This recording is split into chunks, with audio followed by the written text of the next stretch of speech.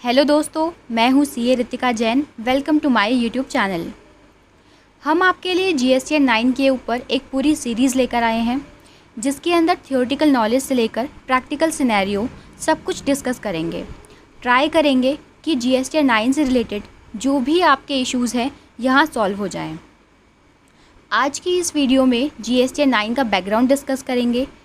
GST 9 क्या होती है, कौन लोग जीएसटी 9 भरने के लिए लायबल होते हैं, इसकी ड्यू डेट, फाइनेंशियल ईयर 18-19 के लिए एक्सटेंडेड ड्यू डेट, जीएसटी 9 की पेनल्टी एंड लास्ट कुछ इंपॉर्टेंट एफएक्यूज़ डिस्कस करेंगे। तो चलिए शुरू करते हैं। सबसे पहले बात करते हैं जीएसटी 9 क्या होती है। दोस्तों, ये एक एनुअल रिटर्न होती है जो कि साल में एक बार भरी जाती है।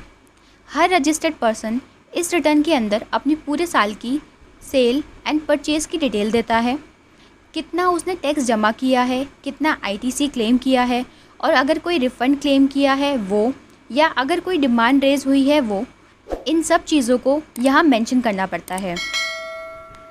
एक तरीके से पूरे साल भर में जो भी जीएसटी रिलेटेड आपने काम किया है वो सारा यहाँ मेंशन करना पड़ता है। अब बात करते हैं जीएसटी 9 भरने की लायबिलिटी किन लोगों की है। तो दोस्तों, हर एक रजिस्टर्ड पर्सन जीएसटी 9 भरने के लिए लायबल होता है, लेकिन गवर्नमेंट ने कुछ स्पेसिफिक कैटेगरीज मेंशन की है जो कि जीएसटी भरने के लिए लायबल नहीं है, जो कि है कैजुअल टैक्सेबल पर्सन, जो लोग एक लिमिटेड पीरियड के लिए जीएसटी रजिस्ट्रेशन लेते हैं।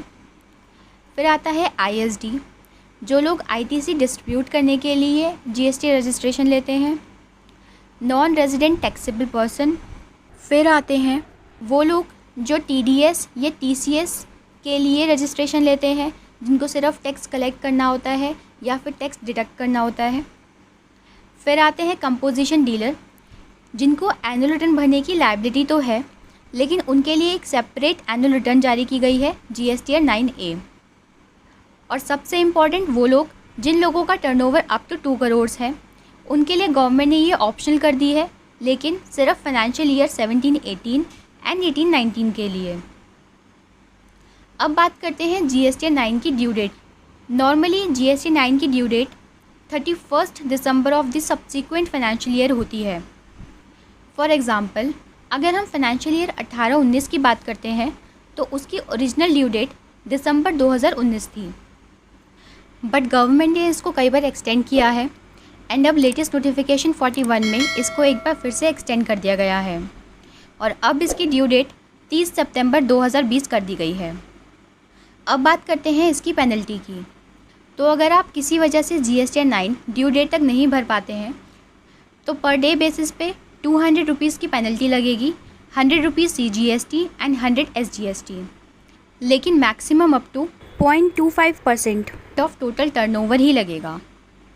हमने यहाँ पर कुछ इंपॉर्टेंट FAQs भी पिक करे हैं, चलिए इसको डिस्कस कर लेते हैं। सबसे पहला क्वेश्चन है, can I revise GST 9 which has been filed. क्या हम जीएसटी 9 को रिवाइज़ कर सकते हैं? तो इसका आंसर है नहीं। अगर हमने एक बार ही रिटर्न फाइल कर दी है तो हम उसको रिवाइज़ नहीं कर सकते हैं। सेकंड क्वेश्चन है, कैन आई क्लेम और report any unclaimed ITC through GST 9। क्या हम कोई भी आईटीसी जो हमने जीएसटी 3B में क्लेम नहीं किया है वो हम जीएसटी 9 के थ्रू उसको क्लेम कर सकते हैं क्या? तो इसका आंसर है कि नहीं। आईटीसी क्लेम करने का ऑप्शन सिर्फ़ और सिर्फ हमारे पास जीएसटी 3B में ही होता है, हम जीएसटी 9 में उसको क्लेम नहीं कर सकते हैं। थर्ड क्वेश्चन है, do we have to file GST 9 return after receiving the cancellation order. क्या हमें जीएसटी 9 रिटर्न कैंसिलेशन ऑर्डर के बाद भी फाइल करनी पड़ेगी? तो इसका आंसर है येस। अगर आपके पास कैंसिलेशन ऑर्डर भी आ गया है लेकिन आप किसी सर्टेन पीरियड के लिए रजिस्टर्ड थे तो आपको उस सर्टेन पीरियड के लिए अपनी जीएसटी 9 फाइल करनी ही पड़ेगी। फोर्थ क्वेश्चन है, should one file form GST 9 return at the entity level और जीएसटीएन लेवल। इसका मतलब है कि हमें रिटर्न जो है वो एक entity level as a whole entity level पे फाइल करनी है या फिर जीएसटीएन वाइज फाइल करनी है। तो जीएसटी 9 सेम आपकी जीएसटी 1 या 3B की तरह ही फाइल होगी। आपको इसको हर एक जीएसटी रजिस्ट्रेशन के लिए सेपरेट फाइल करना पड़ेगा। फिफ्थ क्वेश्चन है, how to check turnover limit of ₹2 crore for GST 9। तो जैसा कि आपको पता है गवर्नमेंट ने अप टू 2 करोड़ टर्नओवर के लिए इसको ऑप्शनल कर दिया है।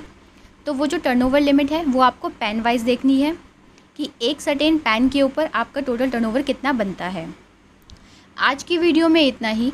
नेक्स्ट वीडियो में मैं आपको बताऊंगी कि GSTN 9 online and offline practically कैसे भरा जाता है। GSTN 9 से रिलेटेड जो भी आपकी क्वेरीज़ हैं वो आप हमें नीचे कमेंट बॉक्स में बता सकते हैं। नेक्स्ट वीडियो में हम उनको कवर करने की पूरी कोशिश करेंगे और इस सीरीज़ को मिस ना करने के लिए सब्सक्राइब ज़रूर करें। अगर आपको ये वीडियो अच्छी लगी हो तो please like and share this video to your friends. Thank you.